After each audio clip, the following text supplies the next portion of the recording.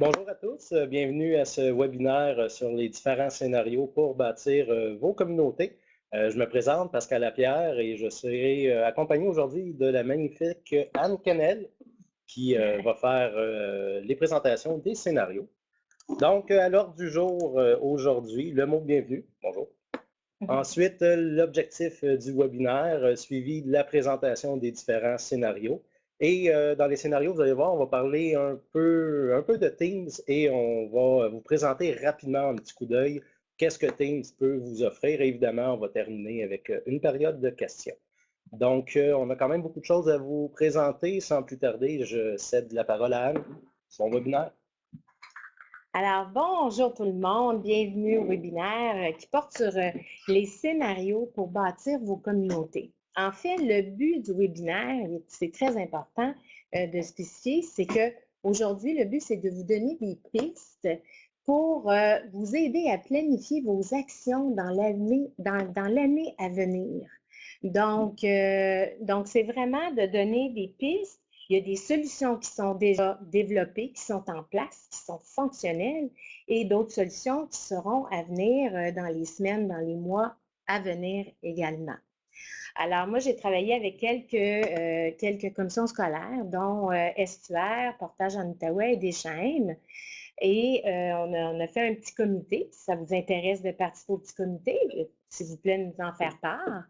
Alors, j'ai recueilli des données lors de ces rencontres pour regarder comment les communautés de classe fonctionnaient avant, donc avec EduGroupe, et maintenant avec l'arrivée du Mosaïque Portail. Quelles sont les d'autres habitudes de travail, d'autres outils qu'on va utiliser, qu'on devra utiliser? Comment ça va se faire, tout ça, cette petite transition-là? Hein? On va rester, on va pas s'alarmer avec tous ces changements et tout ça, mais on a des petites transitions, des petites habitudes de travail là, à s'ajuster. Fait qu'on c'est vraiment le but aujourd'hui de regarder des pistes, puis qu'est-ce qui va en découler de ces pistes-là, puis quels sont les outils à utiliser. Alors, on part avec les scénarios. Donc, on va regarder les scénarios enseignants et les élèves. Donc, comment on utilise nos outils avec nos élèves dans nos communautés de classe, entre les conseillers pédagogiques et les enseignants. Donc, quels sont ces outils-là? Enseignants et les parents. Hein? Puis, l'école, évidemment, l'établissement vis-à-vis les enseignants, vis-à-vis les élèves, vis-à-vis les parents. Donc, on va regarder ça ensemble aujourd'hui. Alors, on commence avec, dans le fond, le premier. Donc, l'enseignant est vis-à-vis les parents. Donc, évidemment, le portail parent est beaucoup alimenté par GPI Internet. Donc, lorsque l'on parle de l'agenda, les devoirs, les leçons, les résultats, les effets scolaires, des messages, les ressources, donc l'enseignant va passer par GPI Internet pour pouvoir l'afficher dans le portail parent, pour que les parents reçoivent bien l'information. OK? C'est sûr que l'enseignant peut toujours partager des documents à l'aide de son OneDrive. Hein? On le sait qu'avec le OneDrive, on peut gérer des autorisations dans le partage de documents. Puis, évidemment, on a Outlook aussi avec dans la tuile contact nos fameuses listes de distribution. Hein? C'est toujours là. Ensuite, l'enseignant vis-à-vis d'autres enseignants. Donc, un enseignant pourrait former un groupe dans Yammer, par exemple, un groupe privé, par exemple, pour partager des bonnes pratiques ou des articles à voir, des échanges pédagogiques. Aussi, l'enseignant pourrait créer un Teams, donc un Teams pour le personnel, et par exemple travailler au primaire, des équipes SIC par exemple, ou encore les personnes en tête de département, là, les personnes au secondaire en mathématiques par exemple, plusieurs enseignants en mathématiques pourraient former une équipe et se créer des canaux dans Teams, partager des fichiers et tout ça. Puis aussi communiquer au sein des conversations, un à un ou à deux, à trois. Donc, c'est une façon aussi. Puis évidemment, il y a Outlook aussi au niveau des échanges également. Puis, il y a évidemment le OneDrive avec la coédition, le partage, la collaboration, la création, etc. Ensuite, on a l'enseignant avec les élèves. Donc, l'enseignant avec les élèves, on pourrait se faire un Yammer aussi. Il y en a des enseignants qui vont se créer un groupe dans Yammer pour publier, par exemple, des projets des élèves. Aussi, lors de travaux en classe aussi, on a vu des exemples dans certaines commissions scolaires. Il y a aussi Teams pour la classe. Donc, l'enseignant pourra avoir sa classe, avoir des conversations avec un élève ou avec quelques élèves. Donc, des conversations privées. Comparativement au groupe Office 365, quand on créait son groupe, par exemple, nos conversations, tout le monde voyait ce qui était dans la conversation. Avec l'avantage dans Teams, c'est qu'on pourrait avoir des conversations privées. Les conversations entre élèves, par contre, ça, ce n'est pas possible depuis l'annonce de jeudi dernier. N'est-ce pas, Pascal? Ça pourrait. Ça pourrait. Bon, voilà. Il y a toujours des petites nouveautés avec Office 365. Alors, ensuite, évidemment, pour les devoirs et leçons, on pourrait passer par GPI aussi pour faire partager les devoirs et leçons. On pourrait passer par GPI également. Les élèves vis-à-vis des enseignants, donc on pourrait évidemment passer par le portail. On pourrait aussi passer par Teams, évidemment, toujours avec le Teams pour la classe. On pourrait échanger aussi via Outlook. Et évidemment, partager la collaboration avec OneDrive. Puis il y a aussi des groupes Yammer. Entre élèves, évidemment, donc on disait que Teams est là, mais entre élèves, au niveau des communications, des conversations, il y aura des petits changements à ce niveau-là. Donc, un petit peu moins de gestion pour nous, les enseignants. Il y a évidemment le OneDrive, donc travailler en petite équipe, par exemple, puis partager des documents, collaborer en équipe. Et il y a le Outlook aussi pour échanger également entre élèves. Et puis, il y a Yammer aussi. Évidemment, vous allez dire peut-être, Yammer, c'est bloqué dans ma CS, mais peut-être que ça viendra éventuellement. L'école et les parents, donc aussi, bon, c'est sûr que les TOS et les secrétaires pourraient passer par GPI pour publier dans le portail parents pour les sorties scolaires, que ce soit des journées, les tempêtes de neige, donc pour les projets, les travaux de leurs enfants, par exemple. Donc, on pourrait nourrir par le portail, par GPI, puis faire afficher dans le portail parent. Évidemment, il y a les fameuses listes de distribution qui reviennent souvent avec Outlook et le OneDrive aussi au niveau de la collaboration, le partage également. Alors, juste vérifier, je n'ai pas rien oublié, c'est pour ça. L'école aussi, il y a certaines écoles, certains établissements utilisent des pages Facebook aussi, qui fonctionnent très bien pour justement, quand il y a des journées, mettre des photos, les sorties vertes, par exemple, là, on a la classe rouge, c'est l'automne, donc mettre les photos et tout ça. Donc, avec la page Facebook aussi, c'est utilisé, c'est exploité dans certains établissements. Alors moi, je vous donne vraiment des idées, des pistes, des outils qui sont disponibles en ce moment. Donc là, aujourd'hui, on parle en date d'aujourd'hui. Donc, c'est difficile pour nous de dire, après les fêtes et tout ça, on ne veut pas vous donner de date ou de dire, bon, mais ça va être disponible. Mais là, on vous donne un constat en date d'aujourd'hui qui va vous donner comme une petite puce à l'oreille là, pour mousser là, qu'est-ce qu'on peut faire là, pour, pour votre développement, pour vos planifications à venir. Là, c'est vraiment pour vous donner des idées à ce stade-ci dans votre planification là, de vos actions à venir, de votre plan à venir. Alors là, on parle d'école enseignant.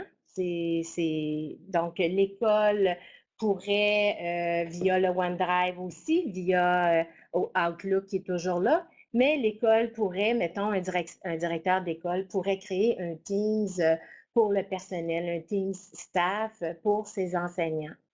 Alors, à ce moment-là, pourrait créer des canaux, gérer ses onglets, mettre des sites web et ainsi de suite là, pour venir alimenter son Teams là, et à ce que les enseignants puissent avoir toute l'information. Et Yammer aussi, qui est possible pour communiquer avec les enseignants. Mais comme je disais, l'école utilise, il y a certaines écoles aussi qui utilisent Facebook, donc il y a d'autres outils. Alors, l'école avec les élèves, donc on a toujours OneDrive, Outlook et Yammer, dans le fond, pour tout ce qui est projet, sortie des élèves. Donc, c'est Yammer qui est un média social, donc qui pourrait très bien être créé là, pour les élèves à ce moment-là. Puis quand on parle de Yammer, on préconise toujours les groupes privés dans ces situations-là, hein, pour la gestion, parce que sinon, on le sait, hein, quand c'est public, n'importe qui peut rejoindre. Donc, vraiment, on préconise vraiment les groupes privés de Yammer. Maintenant, on parle de scénario ici. Là, ça fait partie de ma petite collecte de données, là, quand j'ai parlé avec, je vais les nommer, j'ai Julie Robidoux de CS des Chaînes, j'ai Manon Martin de CS Portage en Outaouais et j'ai M. Gagnon de CS Estuaire. Donc, on a eu des petites conversations dans les 2 dernières semaines, là. Puis, donc, c'est des constats là, c'est quoi là, les scénarios les actions qu'on pose là.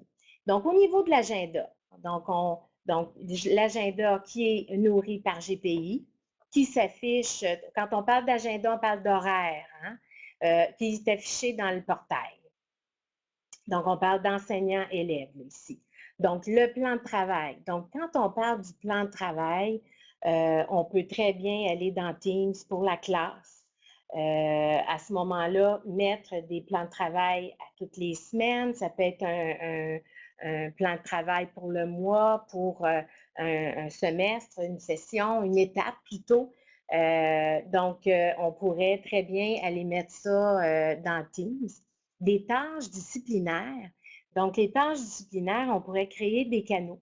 Donc, mettons, un enseignant en français pourrait proposer certaines tâches, des tâches d'écriture, des tâches de lecture, par exemple, mais on pourrait aller déposer ces activités-là, ces tâches-là dans les canaux et l'élève pourrait aller répondre.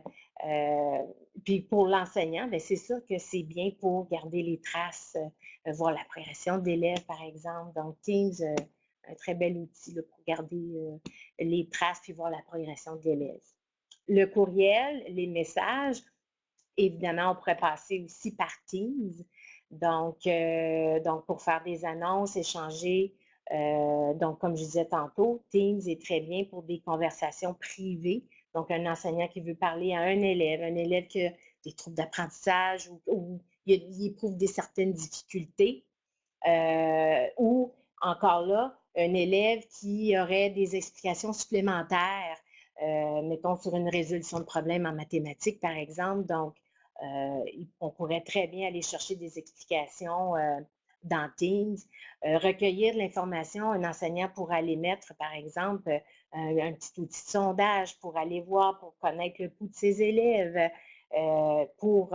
dans la planification, pour voir qu'est-ce qu'il y aurait à faire.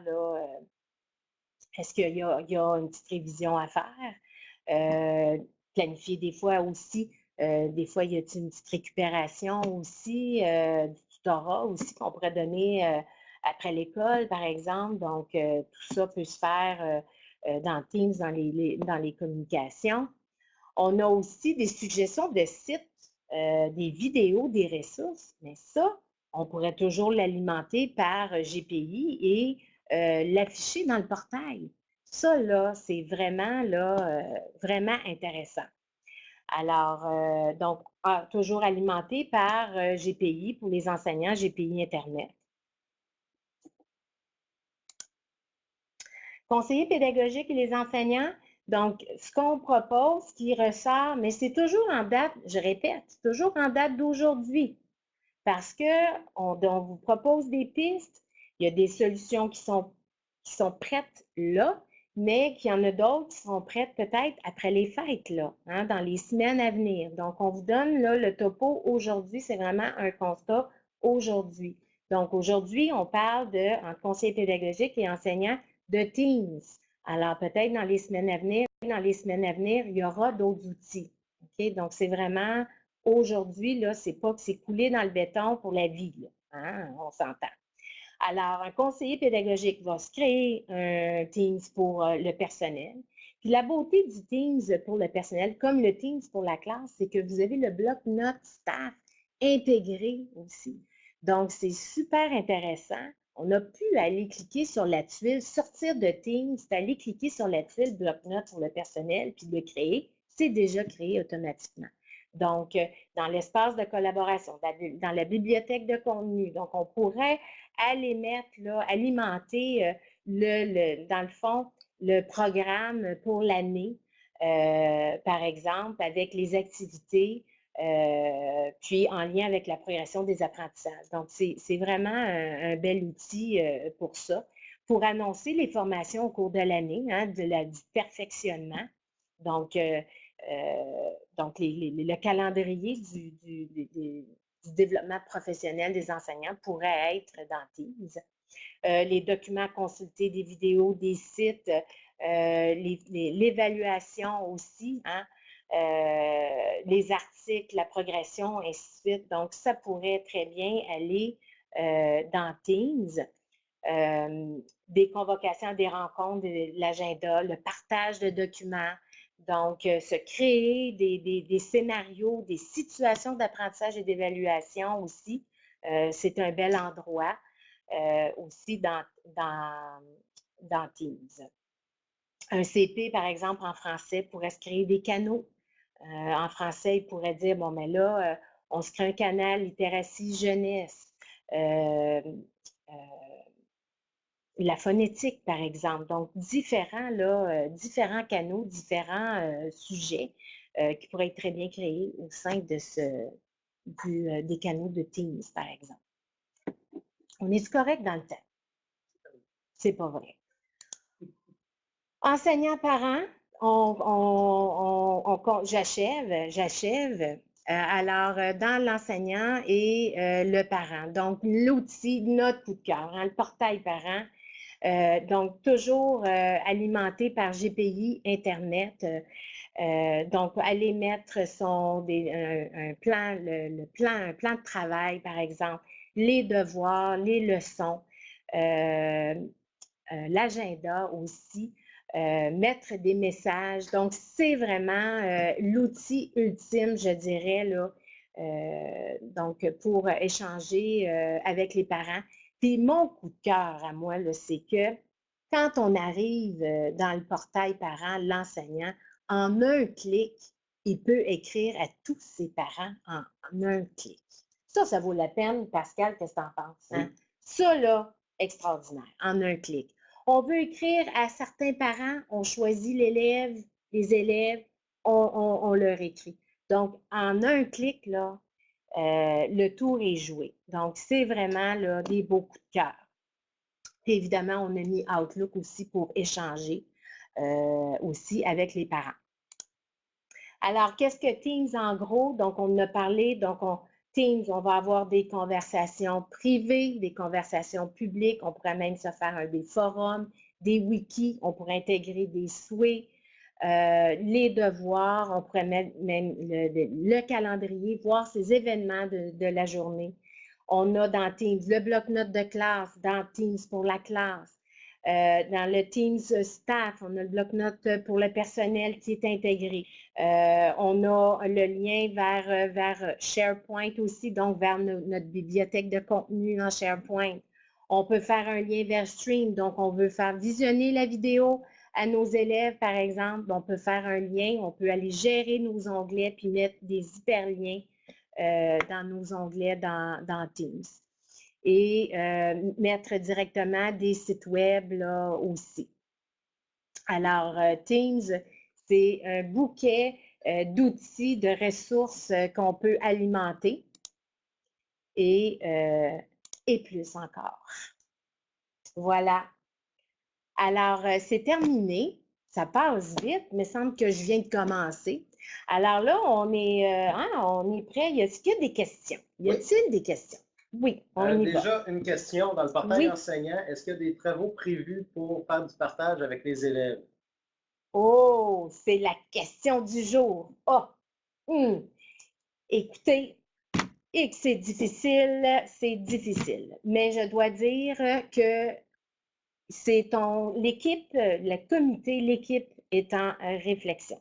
On doit dire qu'aujourd'hui, nous avons parlé avec Nathalie Tremblay ce matin et l'équipe réfléchit à tout ça, l'équipe de développement et tout ça au niveau de la stratégie. Ils réfléchissent grandement à ça et je dirais c'est dans les plans, mais on ne peut pas dire de date, on ne veut pas se prononcer là-dessus là, pour faire des faux espoirs, mais oui, c'est dans le plan de match, comme on dit. C'est là. Autre question, comment fait-on pour alimenter les groupes d'élèves dans Teams? Est-ce que l'enseignant doit les bâtir un à un en ajoutant des élèves? C'est plus, vous savez, vous avez School Data Sync qui est disponible, qui va générer justement cette liste-là pour vous au lieu de les rentrer à la main un par un. Donc, cette information-là, on va la retrouver dans Yammer. Hein. Il y a eu plusieurs interventions dans Yammer, entre autres dans la Grix collabore avec ses clients. Donc, la solution là, avec SDS, puis les étapes, la marche à suivre et tout ça. Il y a Microsoft aussi qui peut vous donner un coup de main. Oui, Microsoft peut vous donner un coup de main. Mais c'est tout, il y a eu beaucoup d'interventions à ce niveau-là. Vous avez, dans Yammer, il y a un petit moteur de recherche, un petit truc. Il y a un moteur de recherche dans Yammer. Vous allez écrire SDS. Donc, toutes les conversations qu'il y a eu sur SDS vont s'afficher dans la Grix collabore avec ses clients. Donc, dans la Grix collabore avec ses clients et ceux aussi qui ont suivi des formations Office 365 avec Audrey et moi-même. On a fait un groupe là, suite aux formations. Donc, on a un groupe Yammer. Là aussi, on en parle. On a même des diapositives dans notre bouquet de ressources qui parlent de SDS, c'est quoi et comment et tout, le où, quand, comment, pourquoi. On en parle. Il y a une section justement là, qu'on fait des liens là, vers SDS dans notre bouquet de ressources. Voilà. C'est quelque chose qu'on pourra vous partager si ça vous intéresse ou si vous voulez vous joindre à notre groupe suivi formation au 365. Voilà. Est-ce qu'il y a d'autres questions? Pas d'autres questions pour pas d'autres questions. Oh non. Existera-t-il un moyen de convertir une communauté du groupe vers Teams? Je ne sais pas si vous avez remarqué, là, mais tout le long, j'essayais d'éviter les mots transfert, prendre la communauté du groupe. C'était très difficile pour moi de ne pas utiliser ces termes-là. De dire, bon, ben là, on prend des communautés du groupe, on les transfère directement dans le portail ou dans Teams, par exemple. Là, il n'y a pas d'automatisme, il n'y a pas de solution, un clic. C'est vraiment avec les outils qu'on vous a proposés. Là, donc, on a beaucoup parlé du portail, le portail parent, portail enseignant. Il y a le portail élève aussi là, qui s'en vient, là, qui se développe là, aussi. Puis tout ça alimenté avec GPI Internet, là, on a mis beaucoup, on a mis l'accent là-dessus. Comme je vous dis, c'est un constat qu'on fait aujourd'hui, OK? Puis on vous a parlé de Teams. Donc quand Microsoft a décidé de tirer la plug de Microsoft Classroom, qui est arrivé avec Teams, donc la solution, c'est vraiment vers Teams pour la classe, Teams pour le personnel. Il y a les Teams standards et il y a les PLC aussi. Il y a 4 types de groupes qu'on peut créer au sein de Teams. Mais aussi, si jamais vous avez créé des groupes Office 365 avant que votre Teams à votre CS, par exemple, a été activé, vous pouvez créer Teams à partir d'un groupe déjà existant d'Office 365. Allez pas tout recommencer ça. Là. Donc, il y a des façons de faire. Mais si vous avez besoin d'accompagnement, on offre évidemment de la consultation, puis tout ça. Puis aussi, on a notre petite communauté, là, notre petite communauté là, de pratique, je dirais notre petit comité qu'on a commencé là, depuis les dernières semaines. Là. J'ai mentionné le nom des personnes. Là, donc, si jamais si vous voulez en faire partie, puis si jamais vous avez d'autres trucs, d'autres outils, d'autres choses, là, n'hésitez pas à nous les partager parce que nous sommes tous ensemble là-dedans, dans ce gros bateau-là, hein, à chercher des façons de faire. Puis on est en développement, on est dans nos débuts, on est à un état embryonnaire là, à ce niveau-là pour les scénarios là, qu'on appelait communément dans les groupes nos communautés de classe ou transfert. Là, donc, j'aime pas utiliser le transfert parce qu'il y en a qui pensent transfert à un clic, mais c'est pas exactement comme ça que ça se fait. Là. Est-ce qu'il y a-t-il d'autres questions, Pascal? Y a-t-il d'autres questions? Oui. Quand le portail pour les enseignants et celui pour les élèves seront disponibles? Bien, ils sont disponibles. Le portail enseignant est présentement en pilotage. Si jamais vous voulez faire partie des pilotes, vous pouvez nous écrire à l'adresse ici, je vais changer. Donc, vous pouvez nous contacter à service office365@grix.ca Voilà. et on pourra vous ajouter il y a un groupe Yammer dédié à ça. Donc, vous pourrez le piloter. Pour ce qui est des élèves, il est encore un peu tôt. Peut-être qu'il y a des annonces qui seront faites prochainement. Parfait, tout à fait. Donc, service office365@grix.ca. N'hésitez pas à nous contacter. Ça vous intéresse de piloter, vous avez des questions, vous avez besoin d'accompagnement, n'hésitez pas à communiquer avec nous. Et merci beaucoup, puis au plaisir.